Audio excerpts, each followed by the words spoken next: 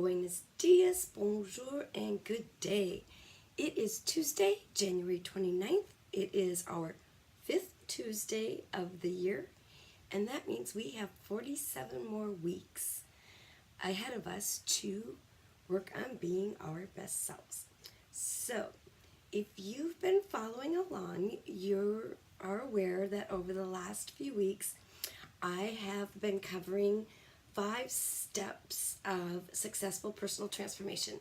And these 5 steps were outlined by Julian Hayes in his March article, 5 Must-Dos for Successful Personal Transformation. So we've covered the last 2 steps. So this week it's time to cover step number 3.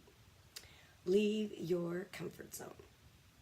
So, what is your comfort zone?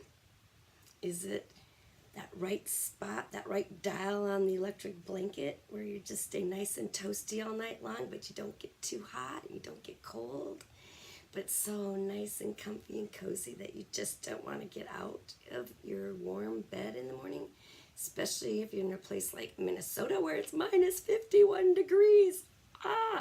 That's leaving your comfort zone. Yeah, definitely.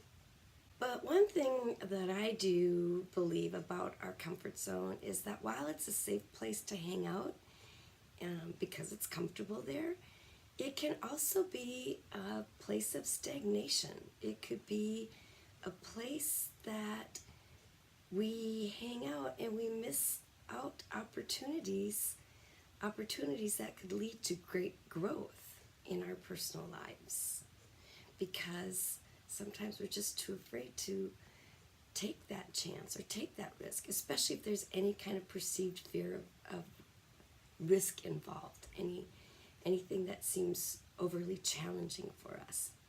So for that reason, we like to hang out in our comfort zone.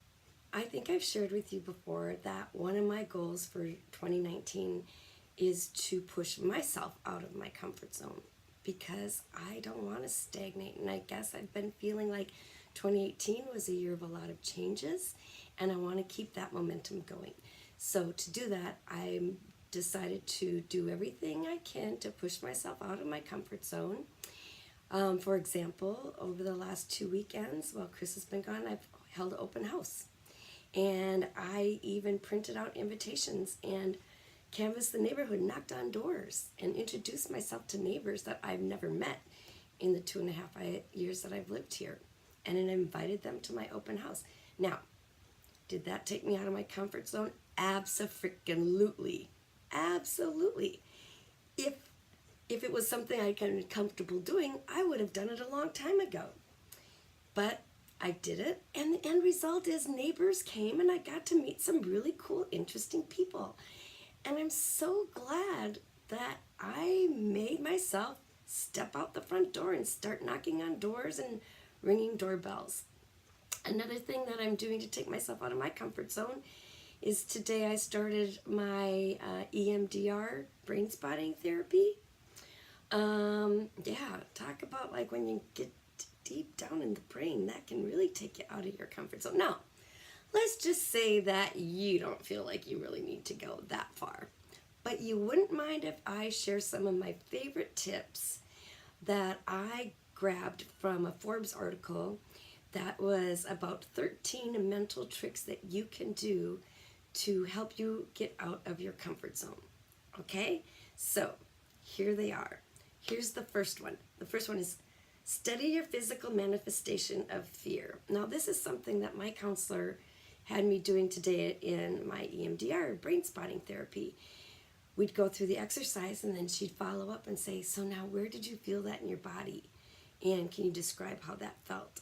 So that's definitely something that I've learned, is that we have to be able to sense that fear and see where it is manifesting itself in our body, to know when we are taking ourselves out of our comfort zone.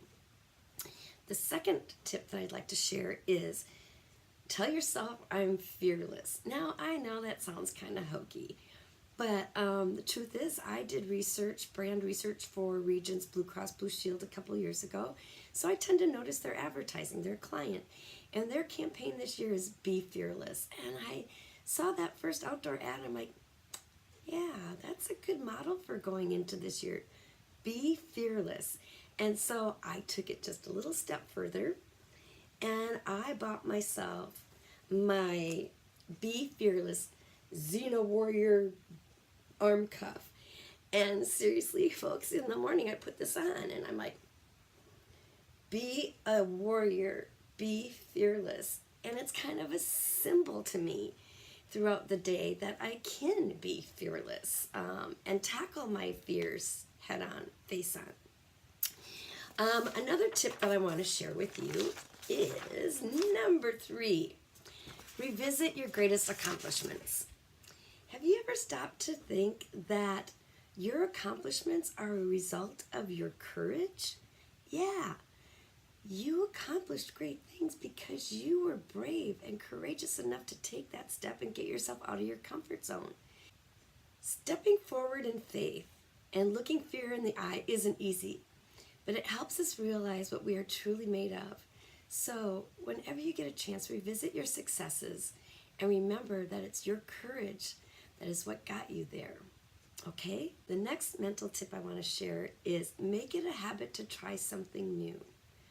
Now, for me, I'm not very good in the kitchen, so I'd like to try new recipes. Your urge for the familiar is trying to protect you. Make it clear that new things are safe, and you'll get bolder with each week that you try something new. So go easy on yourself and start small. I mean, I'm not going to be Julia Childs and make a gourmet meal. I mean, I'm just looking at simple salads. But with each success, each week when you go out of your comfort zone and you try something new, you'll see that you can do it and it builds up confidence. Maybe you're kind of introverted and you don't like to knock on people's doors, but take yourself out of your comfort zone. Go to a networking event. Call somebody that you just met, somebody new you've just met, and invite them out for coffee. Okay, and now the next tip that I'd like to share is reframe what it means to be comfortable. I think we can all admit the world is changing really quickly. So being comfortable is really not much of an option for us anymore. Change often brings fear and uncertainty. What are you feeling when you're in your comfort zone? Safe? Secure? Maybe, but are you also bored? Feeling a little stagnant? So challenge yourself this week to reframe comfort to mean growth, learning, or purpose, and see what changes. And the last tip I want to share is act as if you're comfortable and just do it. That's a pretty popular phrase here in Oregon because we're like in the home of Nike. But just do it. Pretend to be somebody else. Act that you're that person who's got the confidence to go out and do it. We used to do this a lot with our brand new telephone interviewers. I said, you don't even have to use your own name. You can be Susie Q. And you know, Susie Q is an outgoing person, and Susie Q is confident, and Susie Q is not afraid to be hung up on. And as long as the interviewers felt like, hey, I don't have to be myself while I'm at this job. I can be Susie Q. I can be this outgoing, extroverted telephone interviewer. And it worked for them. And the transformation was absolutely amazing. And pretty soon after like 3-4 weeks, we found them being comfortable using their own name because they got over their fear. They learned they could survive it, and it wasn't bad. And they grew. And a lot of them developed really good communication skills as a result of taking themselves out of that comfort zone. So, like I said, please, I'd like you to think this week about ways that you might be able to take yourself out of your comfort zone and share with us below what it means for you to be in your comfort zone, how that feels, and if it's a place that you feel like you want to keep hanging out, or if it's a place that you feel like maybe it's time to kick things up a little bit. On that note, I'm going to kick things up and say hasta la vista, a la prochaine, and I look forward to seeing you again on next Tuesday's transformation video. Have a great week, friends.